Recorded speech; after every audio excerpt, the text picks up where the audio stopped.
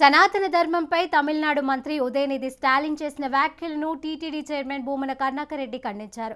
సనాతన ధర్మం మతం కాదని అదొక జీవన యానమని అన్నారు.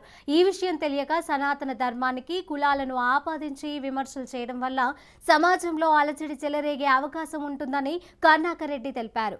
ఇది విమర్శకులకు కూడా మంచిది కాదని ఆయన హెచ్చరించారు. సనాతన ధర్మ ప్రచారం విస్తృతంగా జరగాలని, యువతలో హైందవ భక్తి పెరిగేందుకు కార్యక్రమాలను శ్రీవారి ఆలయం నుంచి ప్రారంభిస్తామని కరుణాకర్ రెడ్డి వివరించారు. 25 ఏళ్ల లోపు యువత రామకోటి తరహాలో గోవిందకోటిని రాస్తే వారికి వారి కుటుంబ సభ్యులకు VIP బ్రేక్ దర్శనాలు ఏర్పాటు చేస్తామని వెల్లడించారు.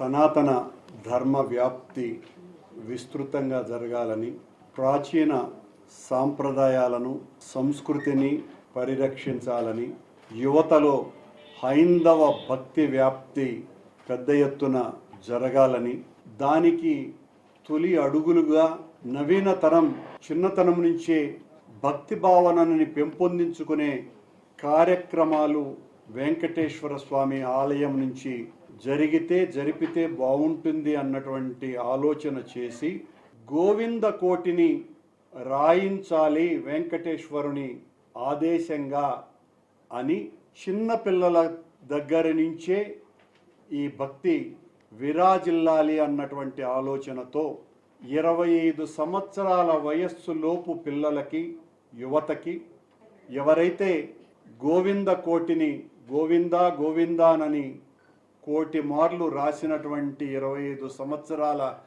యువతీ యువకులకు రాసినటువంటి వారితో పాటు వారి కుటుంబానికి VIP బ్రేక్ దర్శనం ఏర్పాటు చేయాలని నిర్ణయించటం జరిగింది.